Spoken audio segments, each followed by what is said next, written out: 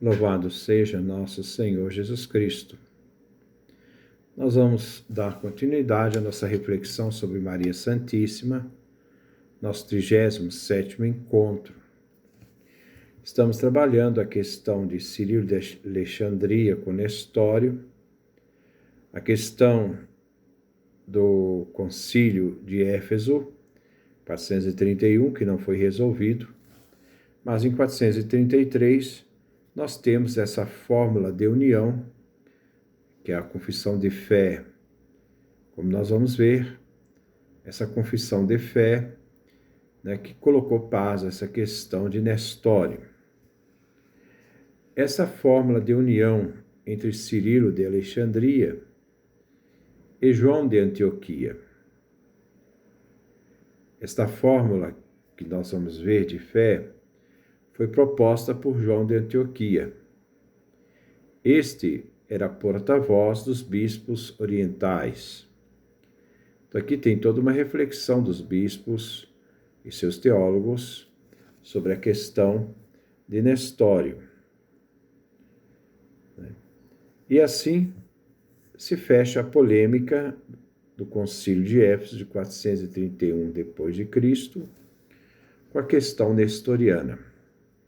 Nestório era acusado de dividir as duas naturezas do Cristo, onde as duas naturezas não tinham uma realidade única, uma unidade real, mas era simplesmente uma unidade moral, onde não havia uma única pessoa, mas havia duas naturezas concordes para manter esta unidade.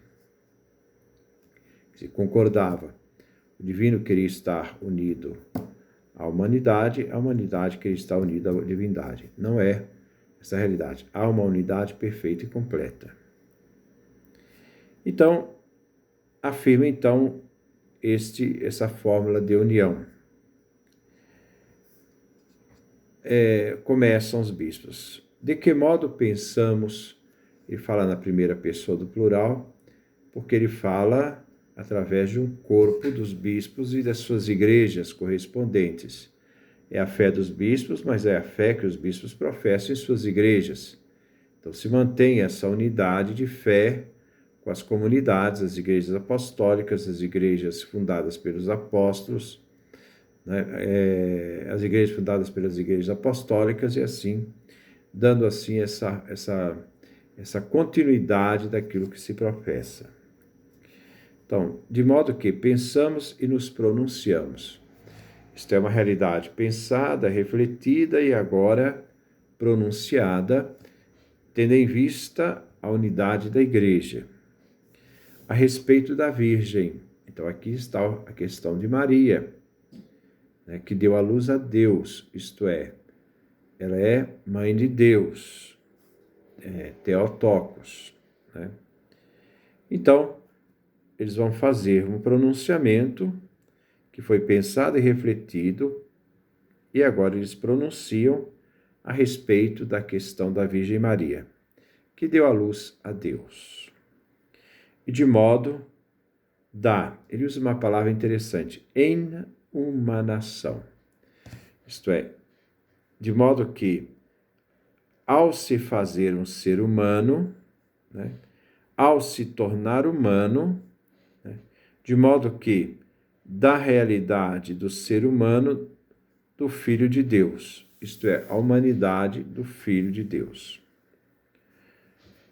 Por ser necessário,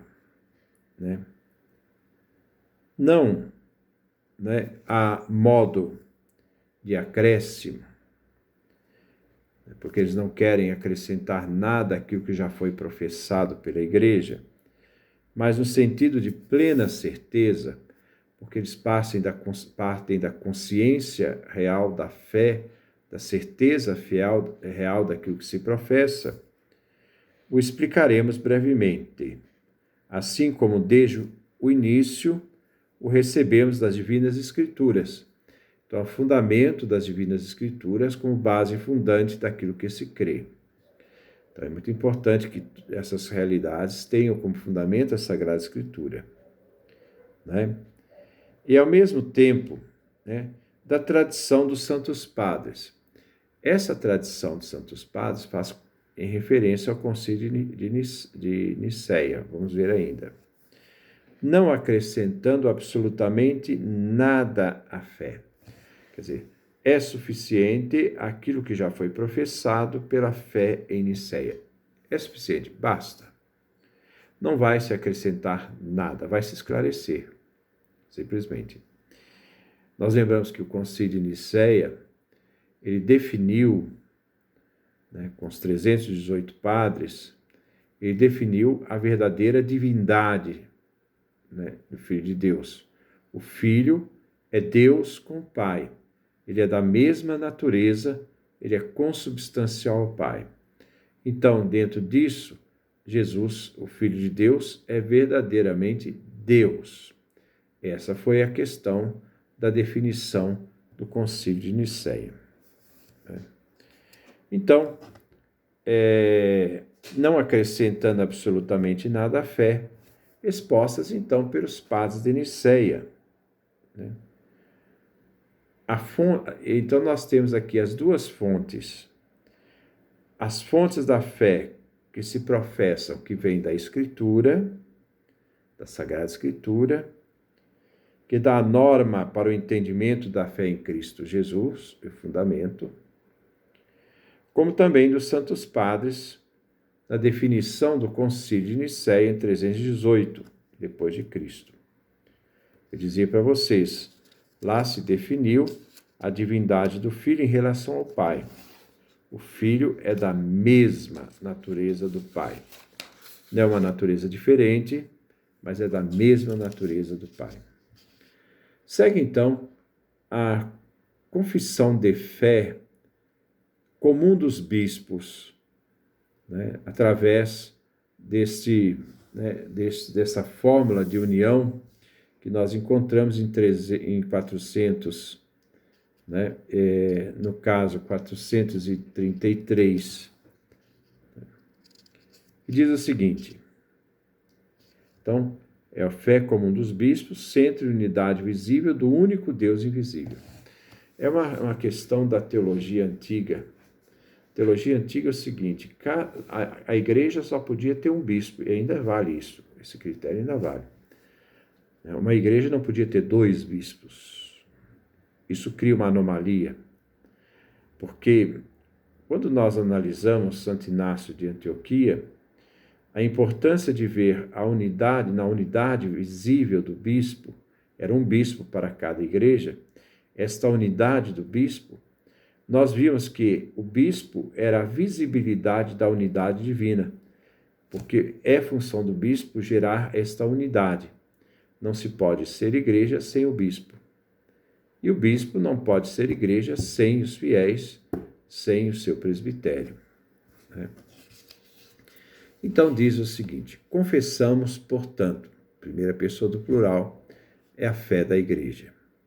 Nosso Senhor Jesus Cristo, Filho unigênito de Deus. Então ele é verdadeiramente Deus, em consonância com o Concílio de Nicéia, que havia definido essa divindade do Filho. Filho unigênito de Deus, perfeito Deus. O Filho é perfeito Deus. Não é um Deus segundo, menor. Não é um Deus separado do Pai, então aí seria uma díade, né? Não. Mas é perfeito Deus. Ele é Deus verdadeiro. Mas também perfeito homem. Ele traz a realidade divina porque ele é perfeito Deus, consubstancial ao Pai, e ele é perfeito ao homem. Nós vamos ver, ele é consubstancial à humanidade. Participa da mesma realidade da humanidade. Ele é composto de alma racional e de corpo. Aqui há uma realidade que foi uma grande reflexão da história da Igreja, com um bispo chamado Apolinário de Laodiceia. Apolinário, ao tentar definir a questão da encarnação do Verbo, da palavra, Ele dizia que o Verbo, a palavra, ao se encarnar, tomou lugar da alma humana. Então, neste momento, os padres da igreja começaram então a dizer, olha, se o Verbo assumiu uma parte da humanidade, no caso aqui a alma humana, então o ser humano foi mutilado pelo Verbo.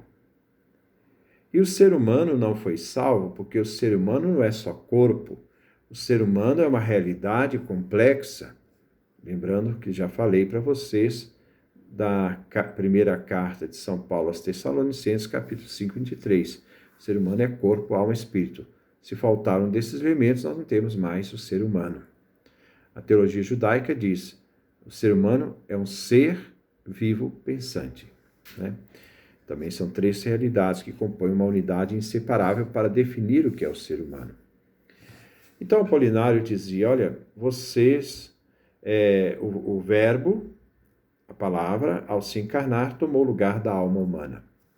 E os padres, refletindo, vão dizer, não, então você está mutilando o ser humano. Se você está mutilando o ser humano, e era o ser humano que precisava ser salvo, então o ser humano não foi salvo, porque uma parte do ser humano, no caso aqui o corpo, não é o ser humano, né? O corpo está muito ligado à ordem do ser, mas o ser é muito mais amplo na escala das existências, né? Então, o Verbo, a palavra, né, não podia assumir uma realidade humana, tomar o lugar de uma realidade humana. Vem um axioma dos padres da igreja, o que não foi redimido, o que não foi assumido, não foi redimido. Se o Verbo, a palavra, não assumiu o ser humano completo, inteiro, perfeito, então o ser humano não foi salvo, porque uma parte não é o ser humano. O ser humano é um ser complexo, corpo, alma, espírito, que mantém uma unidade de existência para dar sentido àquilo que se chamamos de realidade humana. No segundo momento, Apolinário Laodicea diz, não, tudo bem. O Verbo, a palavra, se fez carne, assumiu um corpo e uma alma humana e tomou o lugar do espírito humano. Novamente vão dizer para Apolinário, mas você está mutilando o ser humano. Porque o ser humano não é só corpo e alma, o ser humano também é espírito. Né?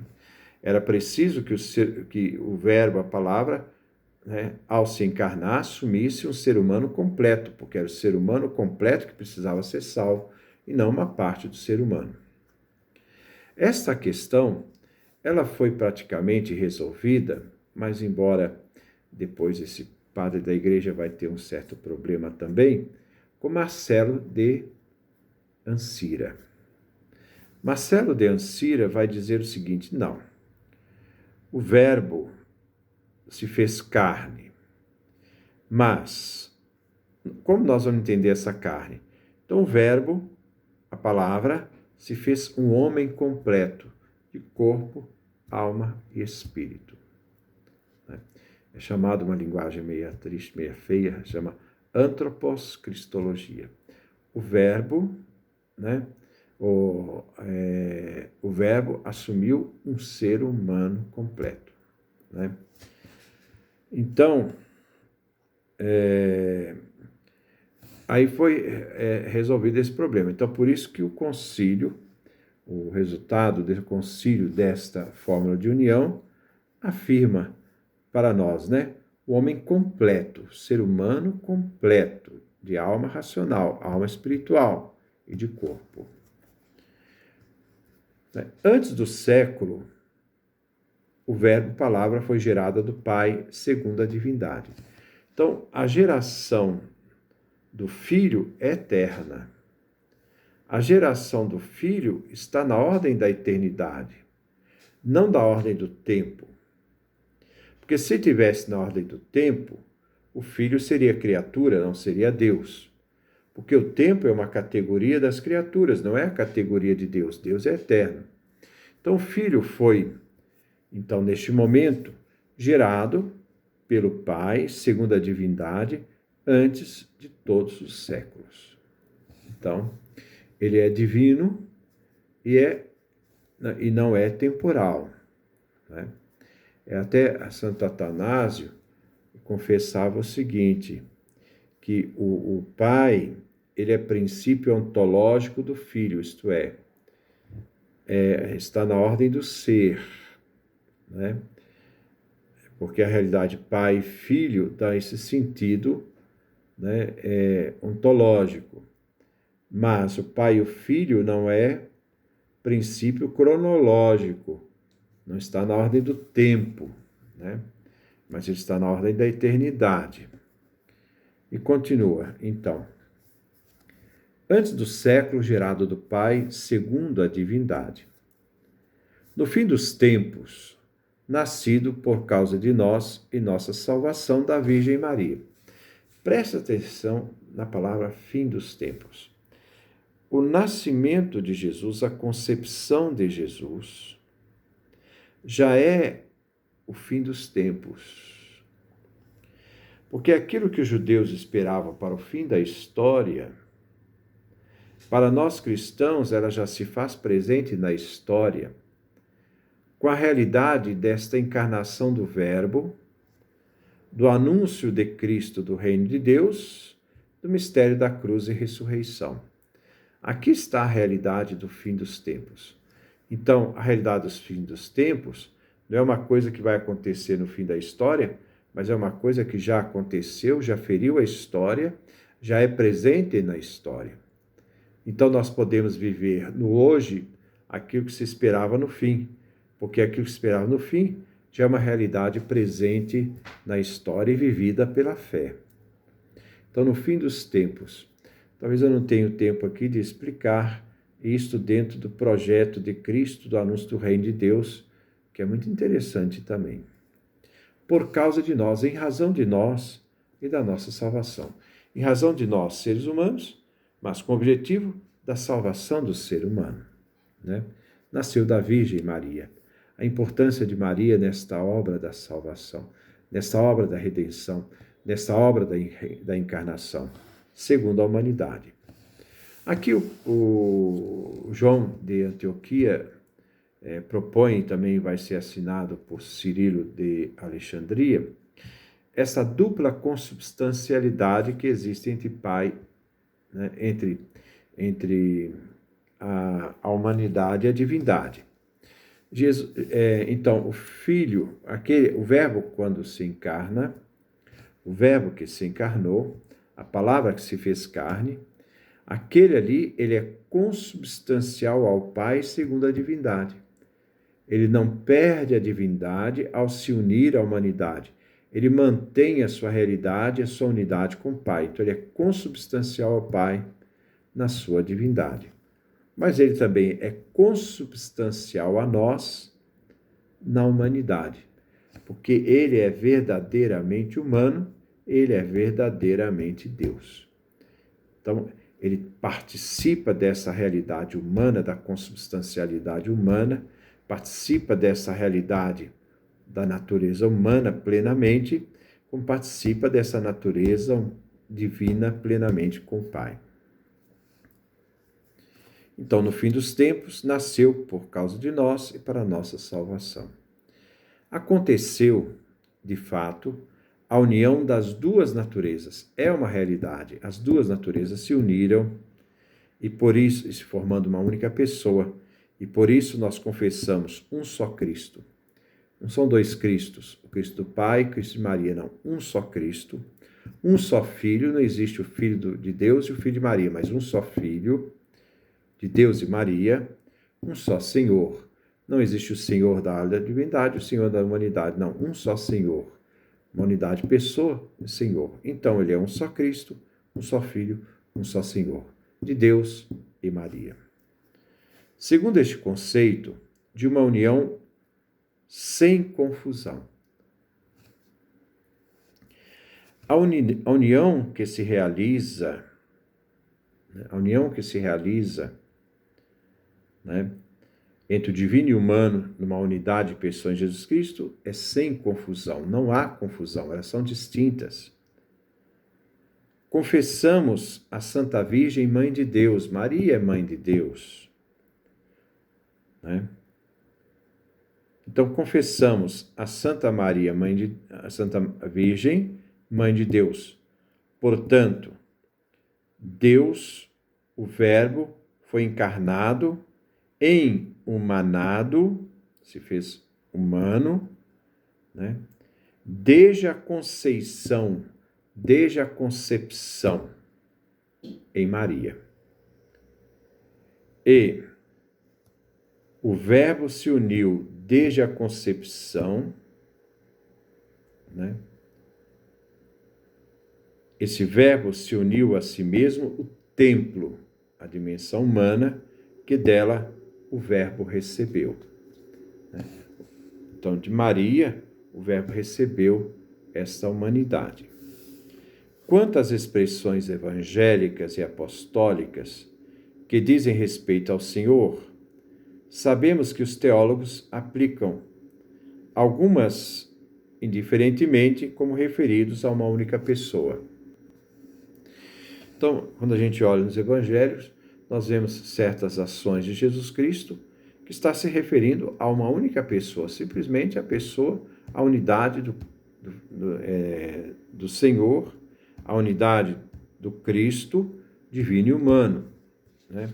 Aí nós temos uma realidade inseparável em alguns textos, enquanto alguns outros textos, né, distinguem, né, algumas referidas, né, às duas naturezas. Como assim? Aquelas dignas de Deus vem atribuído à divindade de Cristo.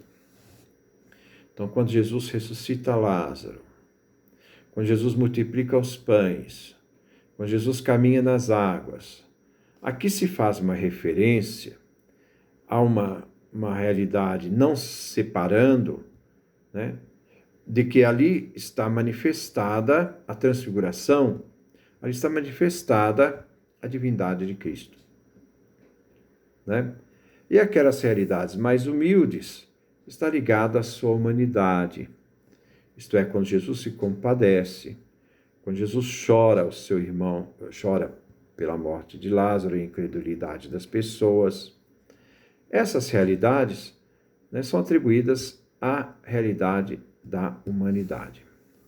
Então, com essa profissão de fé, se quer ver que realmente Maria é Mãe de Deus. Ela, no momento da concepção, se uniu à divindade e à humanidade numa única pessoa, o único Filho, o único Cristo, o único Senhor, né? E por isso se deve atribuir a Maria o título de Mãe de Deus, porque ela está gerando a pessoa, e essa pessoa que está sendo gerada é Deus e homem, inseparáveis. Então, é uma realidade do mistério da concepção de Maria, né? Porque foi ela que concebeu o Filho de Deus, uma humanidade perfeita, numa unidade de pessoa inseparável. Ele é consubstancial ao Pai na divindade, consubstancial a nós na humanidade. Duas realidades distintas, mas sem confusão. Então, em Jesus se conta a unidade, né? Embora se faça atribuições nos textos evangélicos a certas dimensões de elementos mais nobres ligados à natureza divina, elementos menos nobres à humanidade, mas ao mesmo tempo se faz referências ao único Cristo que age no Evangelho, na sua realidade. Mas é o mesmo Cristo, o único Cristo, nosso Senhor, por nós, para a nossa salvação. Maria foi aquela que gerou para nós o Salvador, que se fez homem, Deus, unidade de pessoa. Que Deus nos dê a sua graça, a sua bênção, a sua face resplandeça sobre nós.